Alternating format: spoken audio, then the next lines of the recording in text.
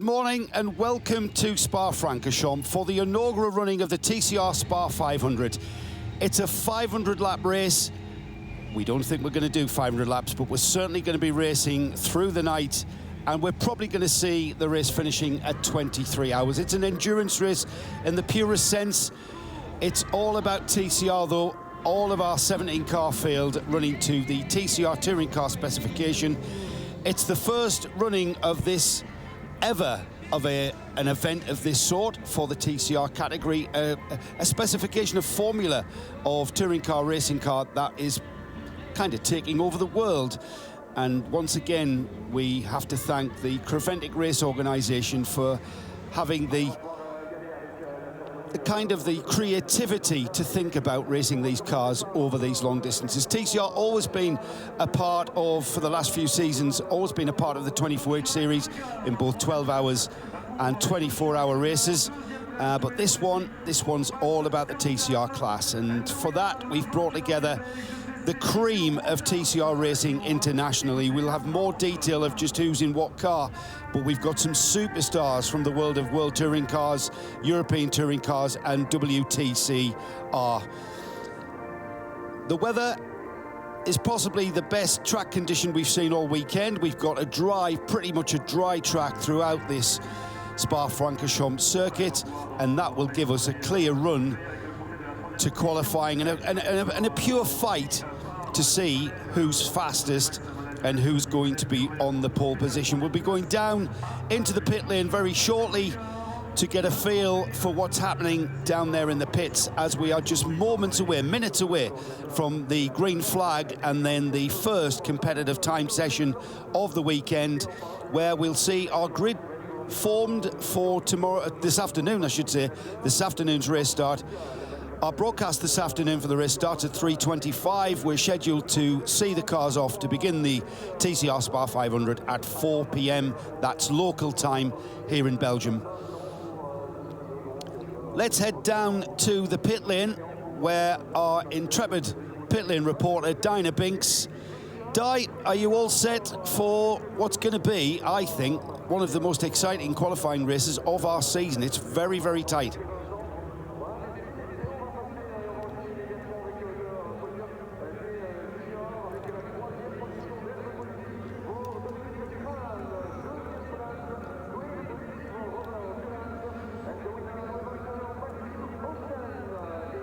Pit lane before anyone else this morning. We've had a bit of a lack of track time, so we want to get ahead of the game, so it's great to see that they will be back out. Temperature down here is about 7 degrees, as you say, dry, but the tarmac here is still a little bit wet. I've had a look around at the various cars, can't see any problems in the garages at the moment, and I'm looking at the tyres to see what tyre choice they've gone for, whether it's slicks or wets, and the 85 VMAX Racing at the moment is on wets. As is the 33 Vimmerwerk Motorsport, but Lestrap Racing, they're debating what they do at the moment. They were discussing it as I was in the garage, whether to go for wets or slicks. So I think we've still got a few more minutes yet before decisions are made, although the 65 looks like that's on wets, and they've managed to get out first. So engines are being tuned up now, ready to get out for this qualifying session, and everyone's ready. They've been waiting for this, and they're happy to get behind the wheel and get out on track. Thank you, Di. Keep us posted for any kind of situation, but it's not about the pit lane for this 30-minute session. And may I welcome my colleague to my left. Good morning, Paul. First time we're going to be competitive here. I say that, we've had some running, but it's been a non-competitive session, what we've seen so far. This one counts for something. I know it's only 30 minutes, but it's all about getting yourself high up on that grid to give you a good start to this afternoon's race. Yes, it's quite surprising. There is a big queue of cars. We saw the car going past Diana a moment ago, because they're using the full endurance pit lane as well, so the combination of Formula One pit lane and the endurance pit lane. It's actually a very, very long pit lane with the refueling area to the right-hand side of the pit lane of the endurance pits as you go down the iconic pits of Spa-Francorchamps. That's where the refueling area is, on the right-hand side. But the cars who were on the left-hand lane were allowed out first. Green flag has now been waved. The session is underway. Thanks, Paul. We get the session underway. I know you're not a betting man, but when you look at that driver lineup, Paul, and you see the likes of Vincent Rademacher, you see that the likes of Pepe Oriola in the 101, Vincent Rademacher in the number 8. It's a tough call, isn't it, as to see who's just going to be. I mean, there's Jaap van Lagen out in the 175. It's no surprise to me that a lot of these teams have put their TCR specialists at the wheel of their cars and their entries for this qualifying session. The surprise to me, Joe, is that there was a big queue. With the conditions the way they are, it's horrible, it's damp, it's greasy. You can't possibly set the ultimate lap time at the moment. The ultimate lap time is going to be set on the last lap. I'm not a betting man, but I will predict that. That's when the track is going to be at its optimum, and I wouldn't be at all surprised to see by the end of this session people going out on slicks once they've worked out where the grip is. So the initial parts of this session are going to be finding your way. So yes, certainly make sure the car's set up right and any tweaks you've done overnight work. But the quick laps, I'm pretty sure, are going to come towards the end of the session. You've got less than 10 laps in this session, Paul. It's only a 30-minute session. That's not a lot of laps, and maybe the thinking is that we're going to go out straight away, put a banker in case we have any further issues with track conditions. It's something there, but I think I totally agree with you there. We haven't had any rain for a few hours now, and the track beginning to dry, but it's not dry in any way, shape or form. Let's have a pop down to the pits where I heard Di, what have you got? The 54 didn't make it out first, but the further car has just left the garage and it's making its way out on track. So quite a lot of relief in that garage down there. They were waiting, they were just all desperate to get the car on track. So they fixed those issues and they're now out for that qualifying session. That's great news. Just remind everybody that the number 54 Further Autosport by QSR Racing Audi RS3, that car did not do any running in night practice. An electrical problem, the worst problem to have in my book. Electrical gremlins causing that car problems yesterday and getting no running in night practice. The officials have given them special dispensation because night practice was about qualifying your drivers with an obligatory and mandatory 2 laps of night practice.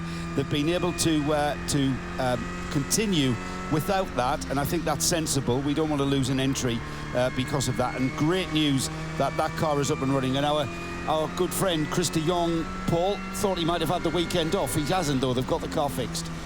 He's engineering that number 54. De Jonker, sorry. So that's the QSR run, but entered by Further Autosport car, number 54 car. So that car is out.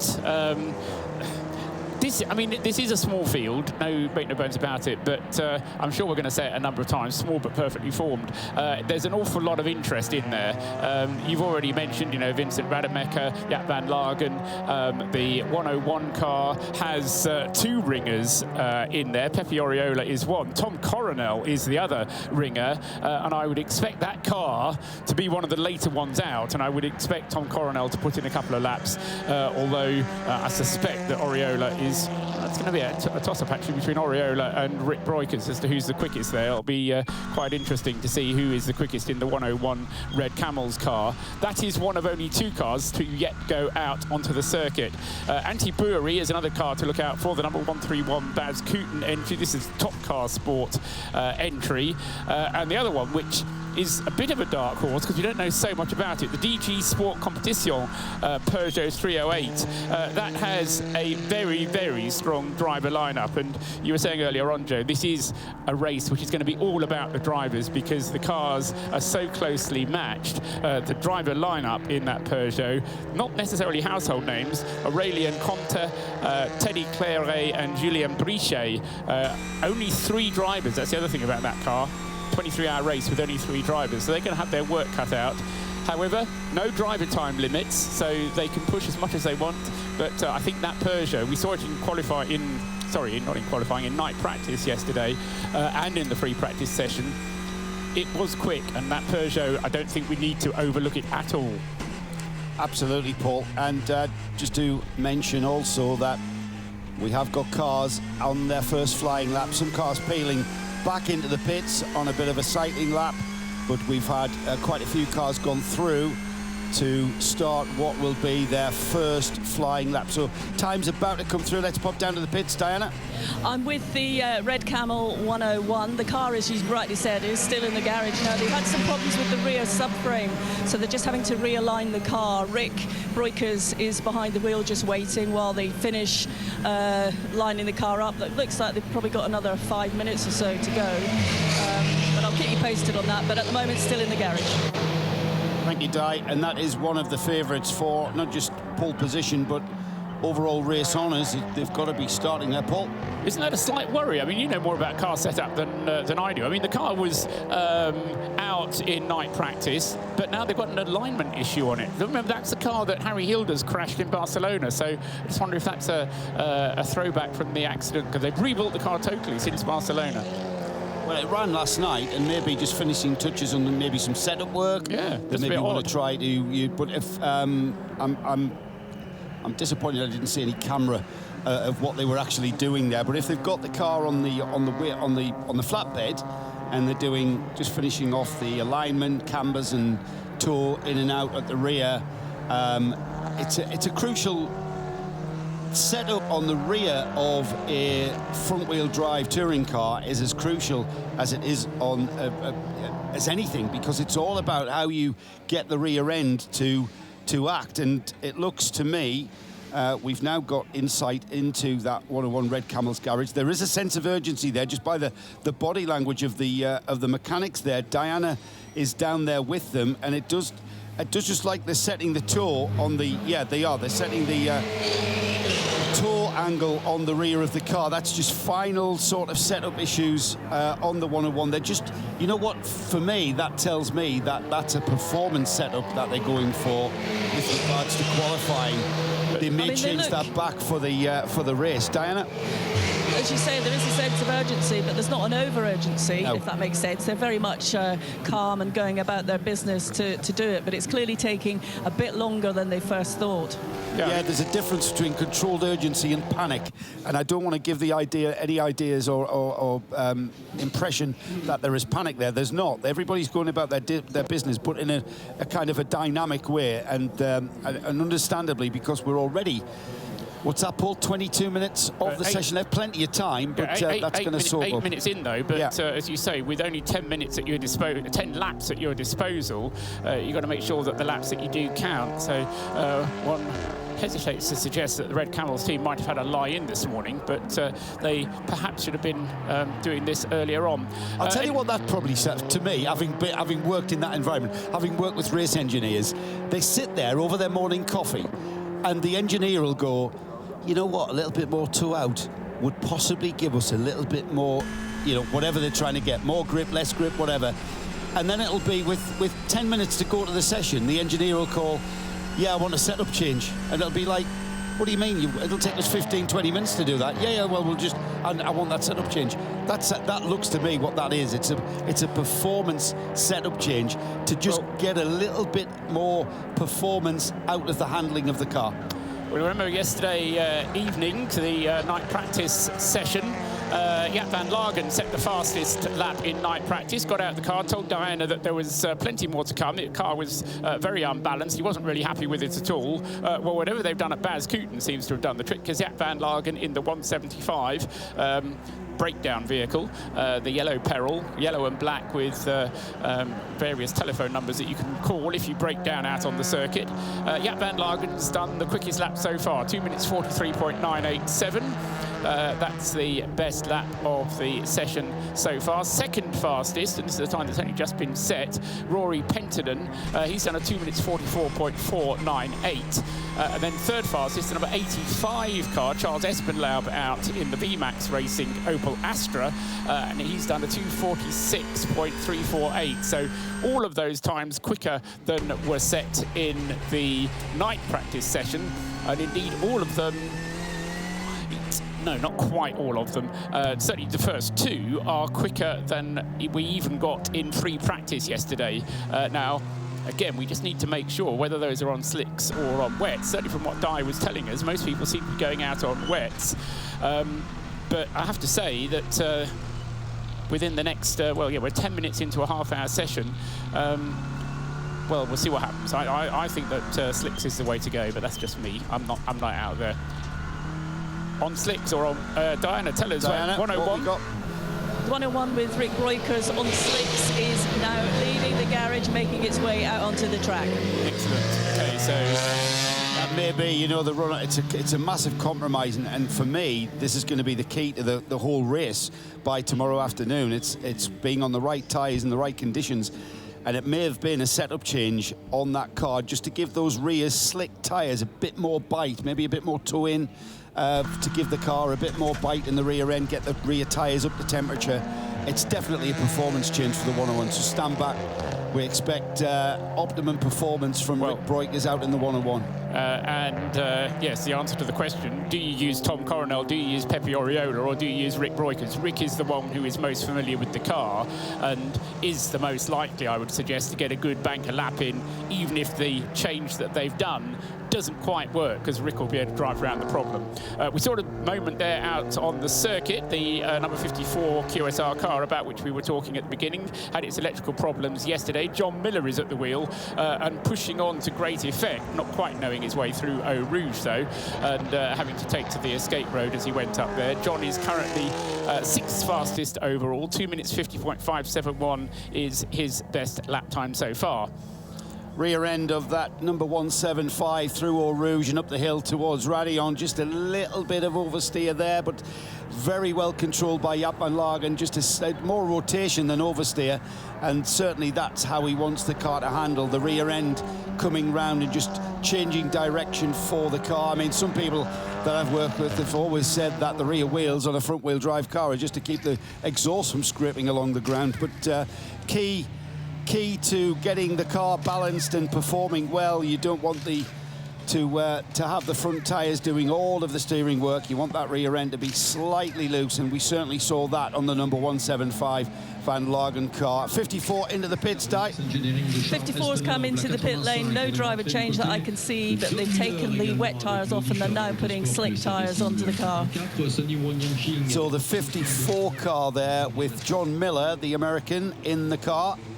He's gone for slicks, having a bit of a recce on wets, and those wets are being well used on this damp but drying track. Certainly the pit straight there, Paul, looks completely dry. It's only out at the back of the track that we've got the track surface remaining still damp. Yeah, I think the biggest problem with the slicks is going to be getting them up to working temperature. Di told us what temperature it was. I think she said 8 degrees. That's cold, isn't it? And so cold weather. It's going to take a bit of energy into the car to get things going. Jaap van Lagen is getting things going. He's still going very well indeed in the 175 Bas Kooten car, now down to a 242.757 for Jaap. Rory Penttinen 244.498 is 1.7 seconds behind. And then the Lestrup Racing VW Golf, Marcus Fluch is in car number 110.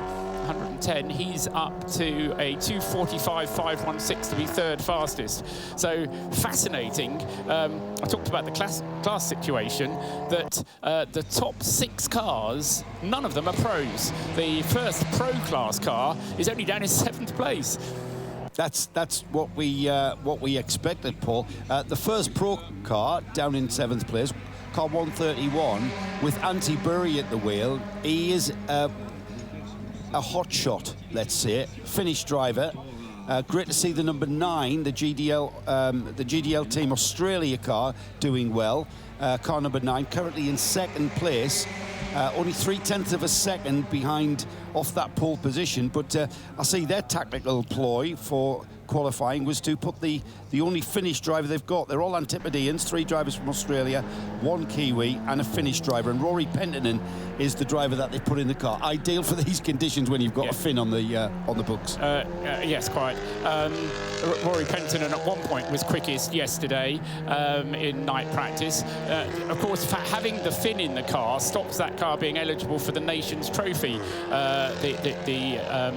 one element in addition to what we've been talking about with the Pro and the AM classes. We've got Kiwi as well. That would have spoiled the thing as well. You did mention the New Zealander, but the point being that to have a Nations Cup entry, you do need to have all of your driver lineup from the same nation, and they are rewarded for doing that by having a big flag which will be on the roof of the car, which we'll be able to see as they go past. I think we'll talk about that more when we get into the race, Paul. We'll talk about the various, being a Creventic organised race. We have lots of trophies and lots of podiums, and slick tyres was the call on the 101 car, and Rick Breukers trying to optimise his exit out of the bus stop to start his first flying lap. That rear end just cried no more, and around the car went. He's done a pretty harmless 360 spin. I say harmless, it wouldn't have been that if you were one of the cars following, because the car was fully broadside at 90 degrees to the direction of travel. He's gotten that car underway, but that will have spoiled that first fast run it's into the start of the lap. It will have spoiled both of them, because he will have the lap that he was completing was slow because he was in the middle of a spin, and because he wasn't up to speed when he crossed the start-finish line, that will ruin the lap that he's on now as well. So he'd have to go around and then try and get another lap in with which is going to be his improvement. He's also getting held up a little bit by the traffic there. The Leicester Racing Golf not exactly getting in his way, but I think Rick fancied his chances of going past on the Kemmel Straight and then realised that it wasn't going to work for him and it wasn't going to happen. So he had to kind of back off. Now he goes past as they go down to the long right-hander at Rivage. And we're already halfway through, we're beyond halfway through this qualifying session. So time does get soaked up very quickly indeed here at Spa. It's just under a 3-minute lap. 2 minutes 41 is the current fastest time. So almost a 3-minute lap is easily soaked up. Let's pop down to Diana Binkstein. What have you got? The NKPP Racing 175 by Bascoton Racing car has come in for, again, change of tyres, been out on wets. Now the team are putting slicks onto the car. No driver change is expected. Pretty slick pit stop so far. These guys know what they're doing. They're taking their time, doing a couple of last-minute checks, but all looking good down here. And no change of driver there. No change of driver, no. Jaap van Laken staying in the car. Interestingly, Paul, that's the provisional pole sitting time, 2 minutes 41.4 on wet tyres on that number 175. So that was the correct call at this stage of track conditions. Well, yes, I mean, we'll see whether or not he's going to be quicker. I'm surprised, actually, that Rick's struggling as much as he is in the 101 Red Camel Cupra, because I kind of expected Rick to have put in a quick lap by now. Currently, he's still last, but he's coming up towards the bus stop chicane now. But again, this is not going to be a massively improved time for Rick, because remember, the start of the lap was compromised because he was spinning all over the curbs coming out of the bus stop. He comes across the line now, and the time that he sets comes up as a 2 minutes 52.296. This is going to be the one that has to count, though, for Rick. And he's judged it pretty well, I reckon, Joe. He's got a clear track ahead of him. Absolutely, Paul. That bank of time has only put him in 14th place, and that was because the lap time was compromised massively with that spin coming out of the final corner of the course. He's down the hill now through Eau Rouge. He climbs the hill. The car looking very, very stable indeed as he crests the rise at Radillon. He's got maximum speed, momentum onto the Kemmel Straight. This is where the rear tyres begin to cool. They're on that straight. The water, the surface water, hasn't been removed as effectively as maybe through the corners. He brakes for Lecombe, and the car looking very, very stable indeed. But it's a bit of a tippy toe through the right-hander and then the left-hander of Lecombe. He's got the right-hander to go, and then down towards the 180-degree double apex hairpin at Bruxelles. And it looks like we've got a dry line, but you've got to look very hard for the dry line there, and he clips the double apex now through Speaker's Corner. The left-hander plunging downhill, continuing downhill to double gauche, Pouon, as it was used to be called. It's now called double gauche, double left. And this is daunting in these conditions. Will the rear end of the car stick? He turns in, he's flicking the steering wheel, just feeling the grip. He's through the first part, he's through the second part, hugs the curb on the left, lets the car breathe out to the curb on the right, doesn't go anywhere near those curbs. Those curbs retain water. He's down towards Fan, and he's through the first part, just misses the apex slightly, tucks the car in further to the right. Now he's through the left-hander, out onto the extremes of the track again, staying well off the curbs, into Campus, through the right-hander. He uses the curb on the inside, stays off the curb on the exit, and through the all-important curb, Paul Frere. This will be crucial to the lap time, as it's a big, massive, flat-out run through the sweeping left-hand corners of Blanchimont. They're more sweeps than corners, but they are crucial to a quick lap time here at Spa. He's through the final left-hander at Blanchimont. Now the run up the hill back towards the pits. He's got the absolute nightmare of the bus stop chicane. It's almost stop and park the car. Turn right, clips the apex on the right. The car flicks to the left, hits the apex, hits the curb on the inside of the left. Now here's the lap completed. What's it going to be? I'm going to throw it to you, Paul, to update us on the lap time. Well, it's better. He's done a 2 minutes 47.782, but it's only good enough for 8th fastest. So I think that probably suggests that Jaap van Lagen on wets has got a better combination than the combination of Rick Breukers and Slicks, but we'll see what Jaap van Lagen's now able to do, because Di told us that the Dutchman in the NKPP yellow car from Bas Cupra, the Cupra from Bas Cooten, has gone on to slick tyres as well. He's now just completed his out lap and has gone through to start his first flying lap on the slick tyres. Yeah, you know what? It's easy in hindsight now, with only 8 minutes to go, that we've got an idea of what the choice of tyres are. And a big off for the 852. That's the Teamwork Huff Motorsport Audi going off at Le Combe. He just pushed it a little bit too much into the braking area. Who's at the wheel of the 852? Sonny Wong Yat-Ching at the wheel, locks up going into the braking area. Initial brake. All front wheels of the car locked up, and then he was a bit of a passenger, and I did think he made contact with the barrier there, Paul. He did indeed, yes. He gave it a fairly hefty smack, and he's finished way off the track up at Les Combes, and so he's not in the way anymore. But we've got a new fastest lap, because Julien Brichet, Joe, is now quickest. It's the Peugeot car 308. He's gone round, not sure what tyres he's on, but a 2 minutes 40.8. He goes almost 7/10 of a lap quicker, and he could even be quicker here, Paul, because he's gotten a lovely toe off the number 8 Audi. Going into the braking area of Le Combe, he's gained a lot of time on that Kemmel straight, and the car looks absolutely gorgeous through Le Combe. The steering wheel being able to be used effectively, and no sort of flicking from left to right, trying to gather grip through the front wheels. That car is handling perfectly. Yeah, it was a 45.6 Sector 1 time for Julien Brichet there. It's not as quick as he went when he was setting that fast lap of 2 minutes 40. So, yes, he got a toe, but I just wonder if his speed through Radillon was just compromised a little bit, knowing that there was a car up ahead of him. But that certainly has laid down the marker. So it's the Julien Brichet Peugeot fastest. Jaap van Lagen on a time set on wet tyres, second fastest at the moment, but Jaap coming towards the end of his first flying lap on slicks now in car number 175. Rory Penttinen is still there in third place. He's now onto slick tyres on his way. And this order that we're giving you, I think, Joe, in about 5 minutes' time when the session ends, is going to be completely changed, because track conditions improving all the time, and more cars going onto slick tyres. And of course, lapping on the slick tyres is getting more temperature into those tyres and making them work better.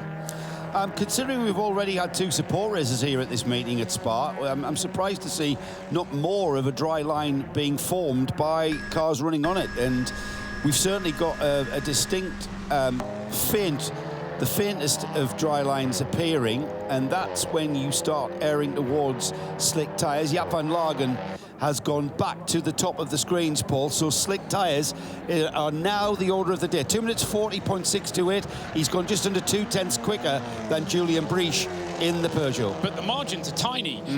You know, yes, slicks are the way to go, but it's not as clear cut that says, you know, you're 2 seconds a lap, 3 seconds a lap. Normally, you know, you switch to slicks and immediately, you know, you're 2 seconds quicker. You know, we're talking about some very small margins here. Jaap van Lagen coming up behind the Teamwork Huff Motorsport car there. Riney Hay is at the wheel. He's not one of the quicker drivers and moves out of the way of Jaap. But again, possibility that Jaap was just hindered a little bit when they got to Les Combes there. And just a thought in passing, we did see the barrier take a bit of a bash there. I just wonder whether they're going to have to replace that between qualifying and the race. Julien Brichet, meanwhile, with the Peugeot, back into the pit lane. We've got 4 minutes of the session remaining. It's going to make it very tight for him to get out before the end of the session and still do a warm-up lap. I'll be amazed if anyone really does try to get, you know, maybe put some more tyres, new tyres. You're going to have to bring those tyres, and more importantly, the rear tyres are going to take at least 5 laps, 3 to 5 laps to be optimised. We haven't got time, even in a 30-minute session, to really do that. So we are seeing a voyage of discovery pretty much on every lap for these drivers, and it's Jaap van Lagen's courage. I put it down to courage, Paul. That's why we're only seeing marginal gains and not chunks of time because of being on the right tyre. We're seeing marginal gains, and I think that's more down to driver than anything. Rick Breukers is struggling still with the 101 car. I just wonder whether that change hasn't quite worked for him. Rick, having gone through there, is quick, but not very quick. Jaap van Lagen is very quick, but not as quick as Charles Espenlaub. The number 85 VMAX Opel Astra, Joe, goes to the top. Yeah, you called it, Paul. You said this is going to look nothing like the timing screen, what we're going to see when we see a checkered flag. And this is where we're going to earn our crust, by noticing who's at the top. Charles Espenlaub with an outstanding lap, 2 minutes 40.606. He's only 0.022 of a second on the pole position though, and that is changeable. And as I say that, go on, Paul. Jaap van Lagen back to the top, and now he is beginning to throw it out of the park. 2.6 seconds quicker than anybody else. 2 minutes 37.916. Now, an optimum dry time here with a TCR car would be a 2 minutes 35. Pole position for the TCR race here back in April was Rick Breukers, 2 minutes 32. So it's not bone dry, but a 2:37 is a lot closer to what you would expect as a full dry time. So a 2:37.916 for Jaap van Lagen puts him top of the list. For the moment, at least. Antti Buuri moves up to 3rd place now in the 131 Bas Kooten car. He's done a 2 minutes 40.792. And Marcus Fluch with the Lestrup VW, the Golf, has done a 2 minutes 40.822. He moves up to be 5th and the leading AM class car. And Rick Breukers is in 7th. He's put a personal best Sector 1. He's still 2/10. Sorry, he's almost 3 to 4 tenths off that Sector 1 time of Jaap van Lagen. And Rick Breukers there still. I'm just waiting for his second sector time to come through.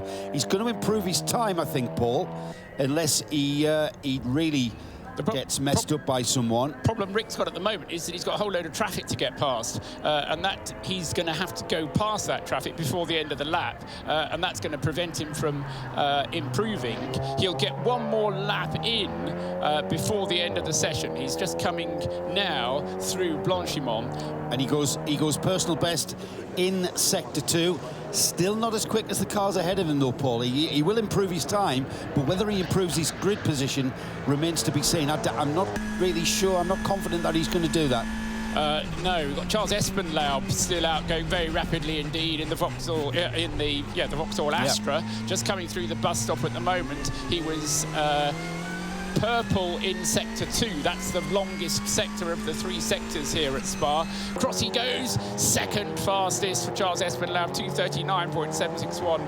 He hasn't quite got the same pace as the Cupra of Jaap van Lagen, but Charles Espenlaub then in the called it a Vauxhall Astra. It's an Opel Astra. Everyone in Europe not hasn't a clue what you're talking about. Yeah, it's an Opel Astra. Yeah. but it looks like a Vauxhall Astra. So Espenlaub goes second. The checkered flag is out, so the first person to take it was Jaap van Lagen. Is that an omen, I wonder? He didn't improve on his last lap. It was a 2 minutes 38 his last lap, so his best remains a 2 minutes 37.916. Rory Penton now goes second, crossing the line, taking the checkered flag.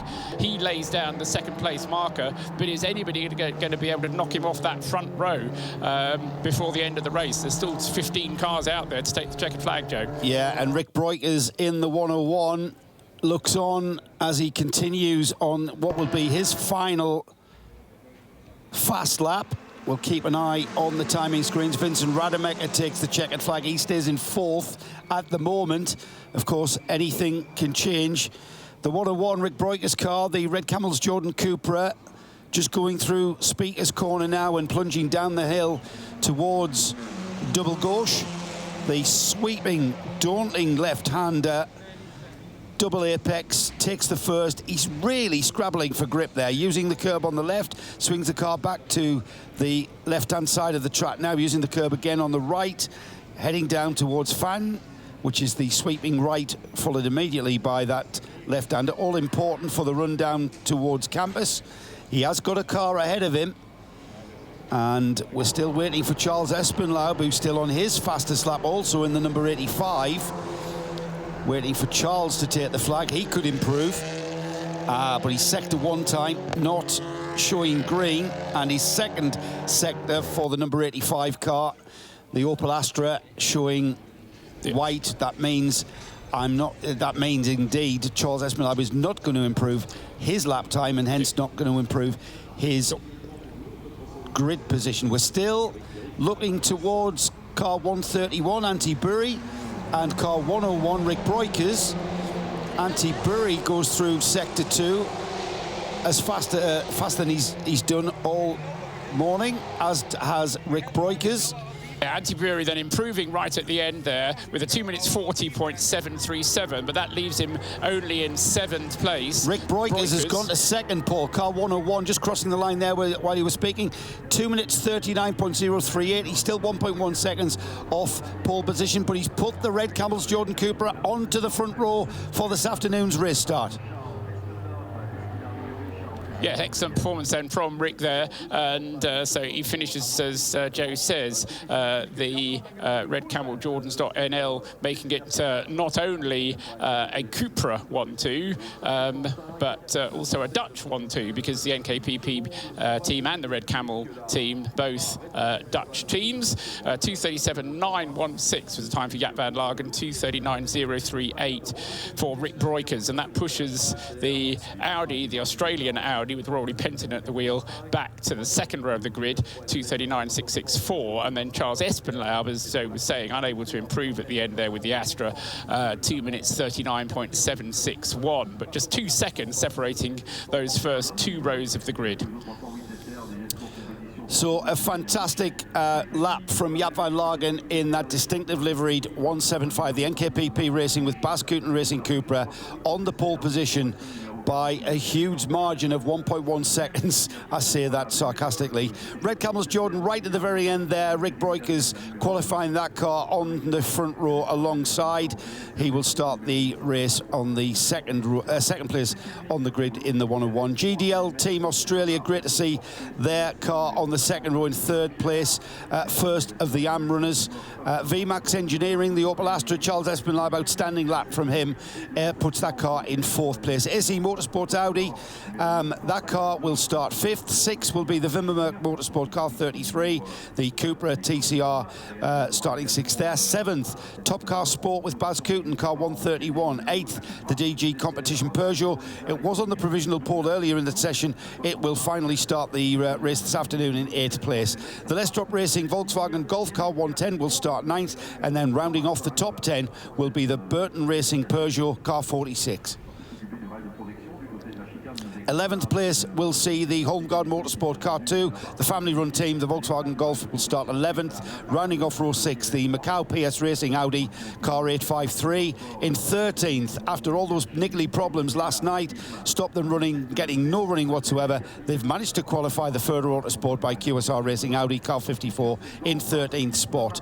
First of the Teamwork Hoof Motorsport Audi's Car 22 is in 14th. Second of the Teamwork Hoof Motorsport Audi's Car 852.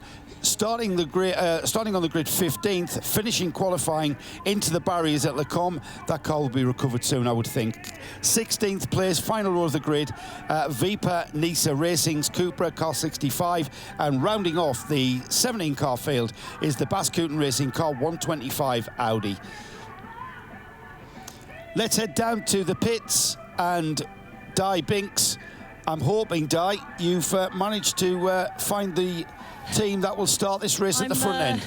I'm in Parc Fermé, but we've lost our pole sitter. Where's he gone?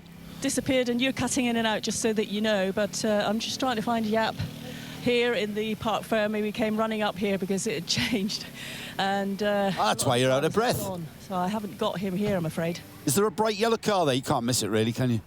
That livery, bright yellow. Not managing to find our pole-sitting driver, Jaap van Lagen, to get a bit of insight. I think it came down to that tyre change, didn't it, Paul? He timed it well. He was on the provisional pole on wet tyres, but you know what, with a driver of his experience and capabilities, he knew just when to go for those slicks, and it did pay off. Well, he was pushing all the time. I think that was the key thing, and as you said, it was getting the temperature into the tyres by pushing all the time. That enabled him to do it. It'll be interesting to hear from Rick Breukers, if we get the opportunity, to know whether he was happy with the setting of the car or not, because it did strike me that the car was just not quite as stable on its slicks as the Jaap van Lagen was, and Rick didn't actually drive it. He did drive it quite a bit last night in night practice, but I think Jaap probably did more laps. The key thing as far as the race is going to be, though, is that 175 car, the NKPP car, is a Pro-Am category car. So Guy Spessum and Harry Hilders won't be as quick, I'm afraid, as Christian Frankenhout and Jaap van Lagen, whereas the Rick Breukers car with Tom Coronel and Pepe Oriola is going to be a very, and Ivo Breukers, of course, is going to be a very strong contender indeed when it comes to the full length of the race. 23 hours, the race distance, or 500 laps, as Joe Bradley was saying earlier on. But that is going to turn into 23 hours. Nobody really expecting us to get as far as the full 500 laps. So we'll be down to 23 hours. And there is, as I thought there might be, but some fairly quick barrier repair work going on up at Les Combes following the accident there for Sonny Wong when he hit the barrier in the 852 car with the Huff Motorsport car. Looking at the work that's going on there, Paul, he really did clobber it, didn't he? You know, I'm wondering if the car's going to be all right. It didn't look too out of alignment. Well, yeah, but it's gonna be out of alignment, no question. Yeah, although the good thing is with metal barriers, they do give a little bit, and of course every deformation of the barrier is saving a little bit of damage to the car, perhaps. But so Huff Motorsport will have some work to do on that car. So the Huff Motorsport team then with work to do, and the car finishing up 15th in qualifying, ahead of the 65 Viper Nisa racing car, the Malaysian entry, and the other car, the 125 car, the other car from Bascooten, which finishes in last place overall on the grid. So we, all of our drivers, Paul, have disappeared and disappeared into thin air. So Di has unfortunately just been finding the garages empty also. So we will get an opportunity to speak to Jaap van Lagen, no doubt, on the grid, and that'll give us we can ask him about his time and how the lap came. But it bodes well for this afternoon's race, Paul. I think, being at Spa in October, you know, I always knew that it was going to be a race of weather conditions. It's going to be all about being on the right tyres at the right time for the right conditions, and there's going to be an element of luck and chance, I think, in there. That's right, yes. And the conditions of dry, wet. I suspect it's going to be dry for the first part of the race and wet for the second. So a very entertaining qualifying session there for us, and as we thought, ultra competitive going right to the very end. That was more down to the weather than anything. The weather catching out a few people on the wrong tyres at the wrong time, and wet tyres initially were the order of the day. The early runners that experimented with slicks were caught out massively, and some more massively than others. The 852, for instance, smacking that barrier with the full left-hand side of the car. That will need some pretty intensive work doing to get that car race ready for a race start, which will be at 4 p.m. Belgian time this afternoon. We'll be back with you at 3:25. We've got Dinah Binks that will be on the grid with our runners, giving you a look at our grid forming, and we'll be with you live in sound and vision for the first 5 hours of the race. The pole position time, though, was all down to Jaap van Lagen in the number 175. Rick Breukers in the 101. The Red Camels Cupra did chase him down, and it fastest lap for him was right at the very end. But qualifying and indeed pole position is all about that bright yellow and black liveried car, and it's a distinctive livery. And if you're intrigued as to why the Bascuten team have made their car all yellow and black, we'll be bringing the answer to those questions in our race coverage. And it's quite a bit of a story, and it's quite entertaining. So we'll see you back on air live in sound and vision at 3:25 this afternoon. A big thanks to Dinah Binks and a big thanks to Paul Truswell. My name's Joe Bradley. We'll be back with you this afternoon for the TCR Spa 500. Hang on to your hats, it's going to be a wild one.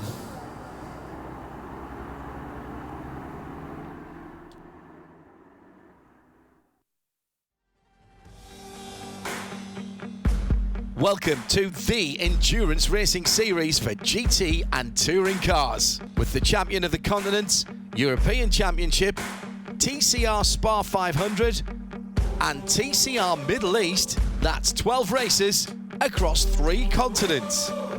The best endurance racing experience for everyone. Welcome to the world of endurance.